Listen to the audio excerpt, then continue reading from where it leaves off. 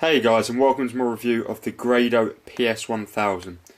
So Grado, obviously American company, and well known in the headphone industry for having quite a unique sound signature of their headphones, or quite a rocky, airy and musical sound to them. And this is their flagship, the PS1000.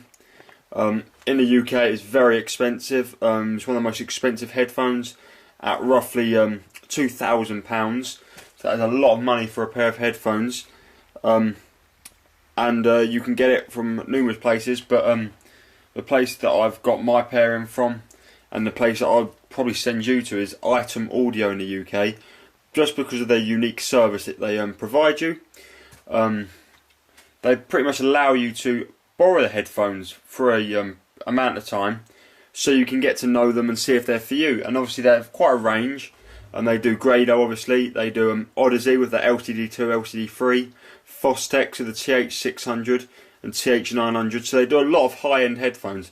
And obviously I think when you get to that sort of high-end area of headphones, you want to really be able to listen to them all, so you can see if one's for you or not for you, because obviously they all sound very good. The Grado sound very good, the Odyssey sound very good, the Fostex sound very good, but it's really what's for you and what suits your musical tastes better and suits what you want to hear frequency response wise in a headphone, and also for what suits your amplifier and DAC and all that sort of stuff as well.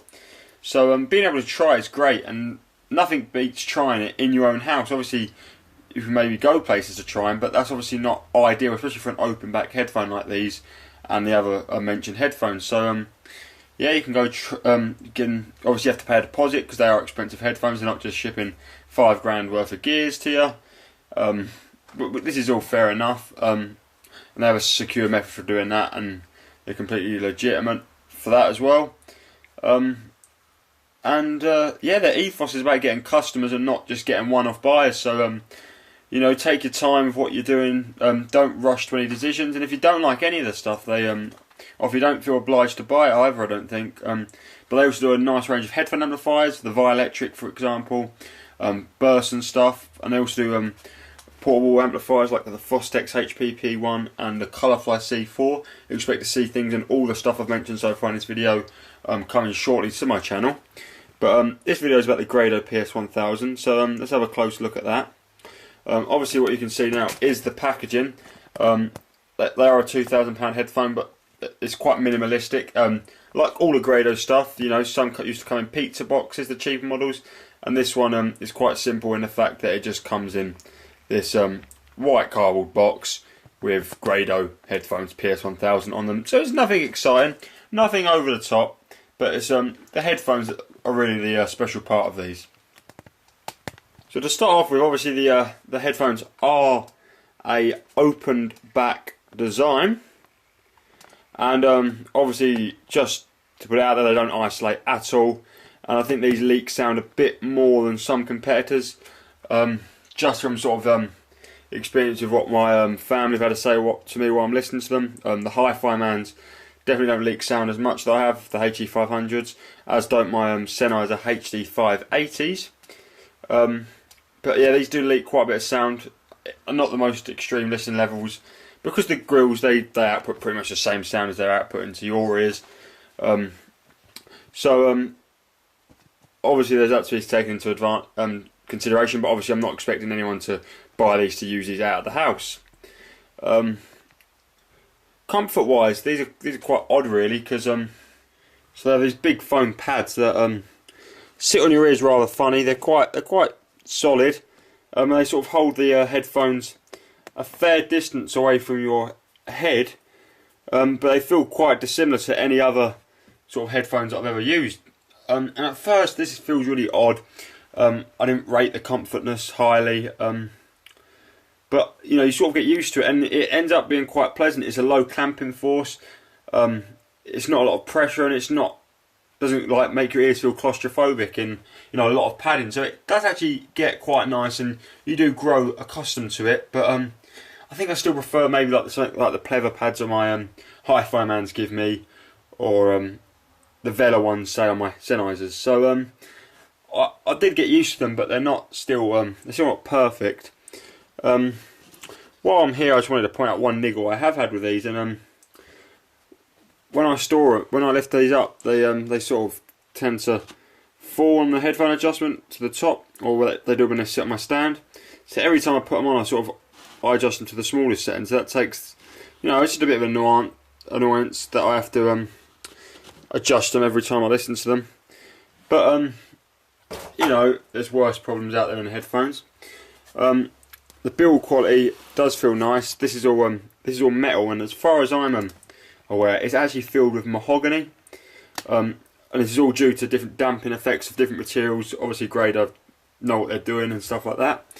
The cable, I'm sure, is high quality. It's an extremely thick cable. As you can see, it's an extremely thick cable. I'm not quite sure the material used, but I doubt that Grado have messed around when designing these. But it isn't removable, and that is certainly worth taking into account. But it's very thick, terminated in a nice 1/4-inch jack that's really sturdy and has a nice drain relief. So it's good in this aspects as well. So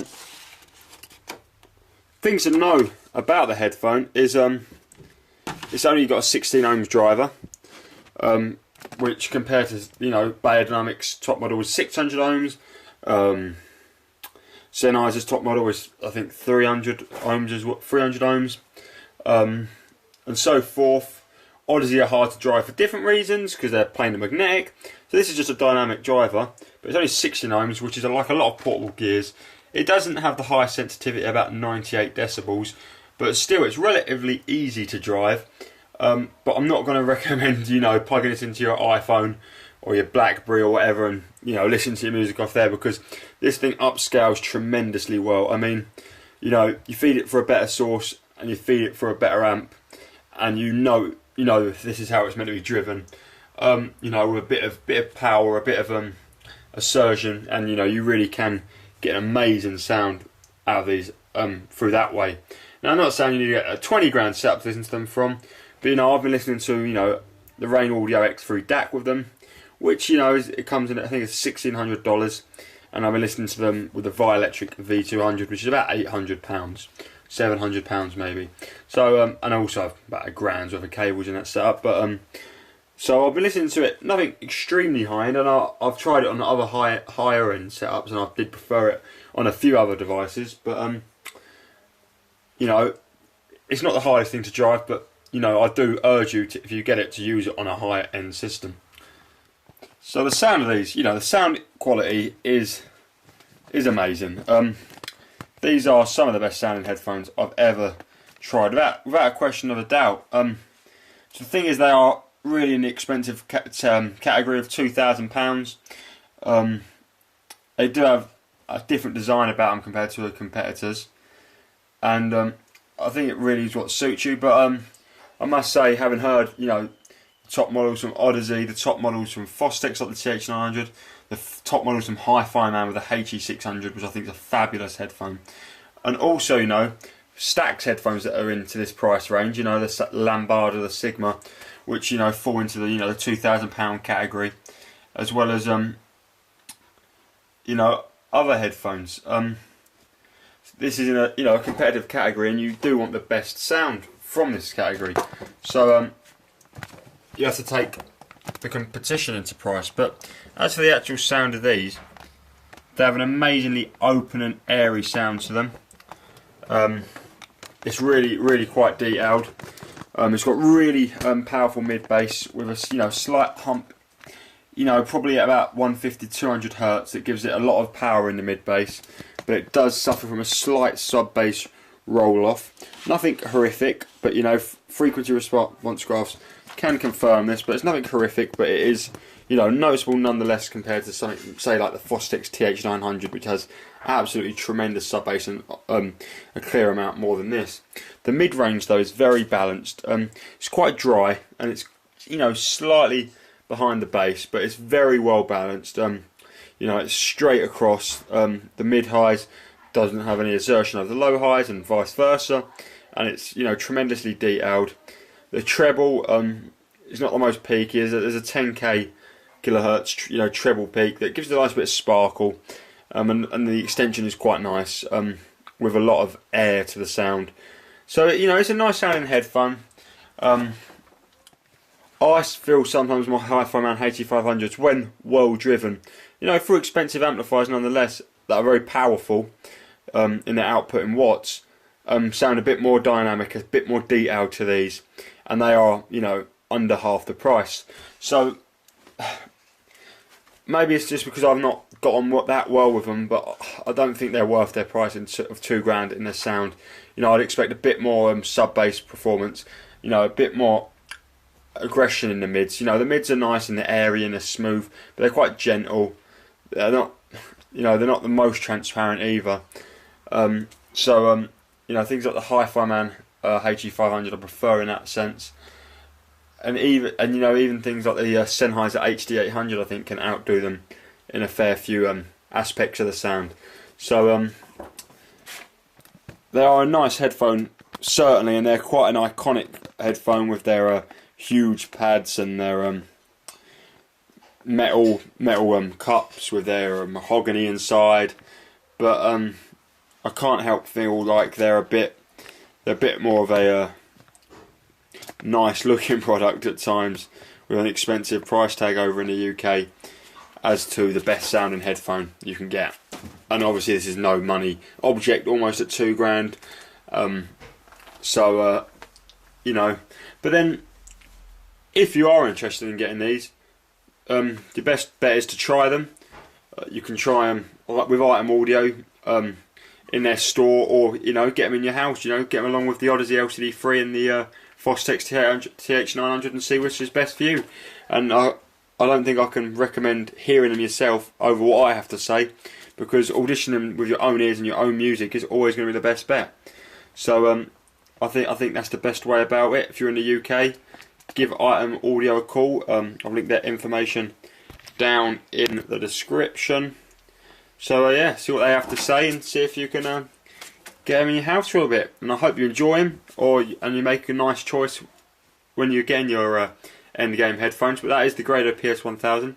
I hope you enjoyed the video. Please thumb up the video, and also subscribe, and please check out my website www.inearspace.co.uk for a bag full of reviews. And other than that, I'll see you next time.